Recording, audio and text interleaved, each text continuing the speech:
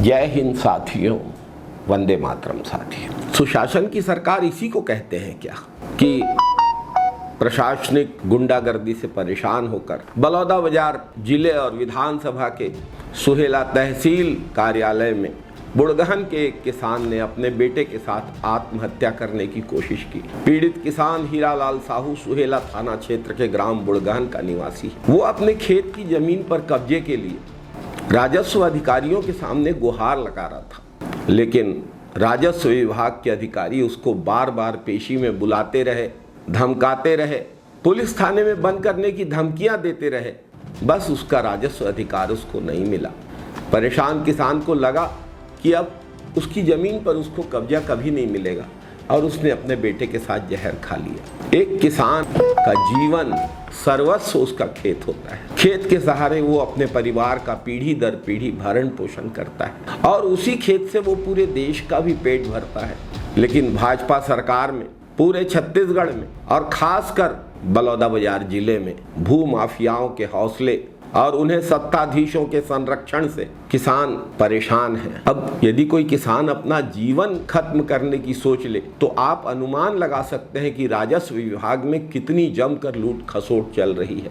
जमीनों का बंदर बांट हो रहा है। मठों और मंदिरों की जमीनें प्राइवेट बिल्डरों के नाम पे चढ़ाई जा रही है। कॉलेज के लिए आरक्षित जमीन वास्तविक मूल्य से 1/3 1/4 मूल्य में दे दी जा रही है बिल्डरों को। ट्रांसफर के नाम पर वसूली का खेल चल रहा है। बलौदाबाजार जिले में ही सिमगा आता है, जहां के तहसीलदार श्री नीलमणि दुबे ने सीधे तौर पर राजस्व मंत्री पर पैसे लेकर ट्रांसफर करने का आरोप लगाया था।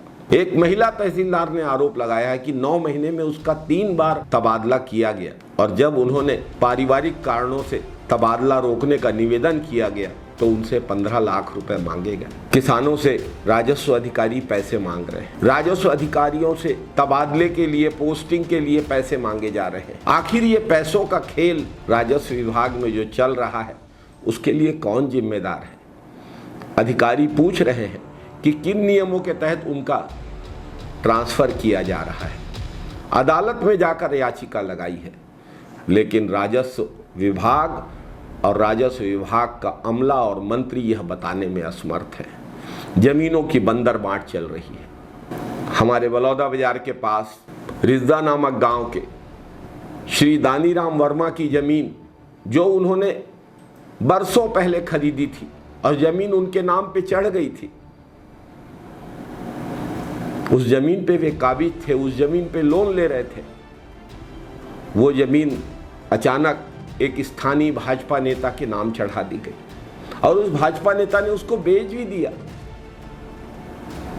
राजस्व मंत्री से मिलने जाने पर राजस्व मंत्री ने कहा, आप लोगों का तो समझौता हो गया है, ये 420 का मामला है, ये किसी के हक की जमीन के लूट का मामला है, इसमें कैसा समझौता?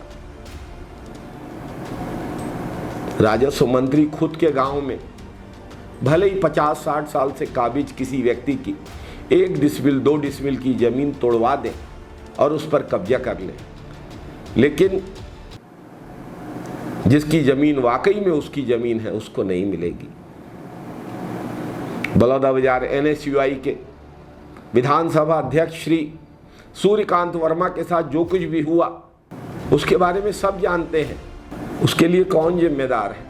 कांग्रेस सरकार जब थी उस समय रायपुर ग्रामीण के विधायक हमारे सम्मानित नेता श्री सत्यनारायण शर्मा ने मुख्यमंत्री श्री भूपेश बघेल से आग्रह करके कॉलेज के लिए जमीन आवंटित कराई थी। भाजपा सरकार में बिल्डर को दे दी गई है जमीन। सदन में हमारे नेता डॉक्टर चरणदास महंत ने भारत माला प्रोजेक्ट में हुए भ्रष्टाचार को लेकर CBI जांच की मांग की। भाजपा सरकार के मुखिया इस पर कह रहे हैं कि कांग्रेस ने तो अपने समय CBI जांच पर रोक लगा दी थी। हमने रोक लगाई थी, आपकी सरकार में तो रोक खुली हुई है, क्यों नहीं कराते आप CBI जांच से? क्या भय है आपको CBI जांच कराने में? भाजपा सरकार के मंत्री तक इस पर आनाकानी कर रहे हैं, कह रहे हैं संभागीय आयुक्त से जांच कराएंगे। अब मंत्रिमंडल ने EOW से जांच कराने का फैसला लिया है। कांग्रेस तो विपक्ष में है, कांग्रेस के विधायकों के सवाल तो जाने दीजिए। भाजपा सरकार के मंत्री खुद ही भाजपा विधायकों के सवालों का जवाब देने से कतरा रहे हैं, घबरा रहे हैं, क्योंकि बहुत कुछ तो गलत है। बलौदाबाजार जिला लगातार एक के बाद एक दुखद घटनाओं का शिकार हो रहा है। कलेक्ट्रेट, एसपी ऑफिस को जला दिया जाना, इतने हौसले बुलंद है कि सतनामी समाज के शांतिपूर्ण आंदोलन में अपराधी घुसकर कलेक्ट्रेट और एसपी ऑफिस जला देते हैं। और भाजपा सरकार क्या करती है?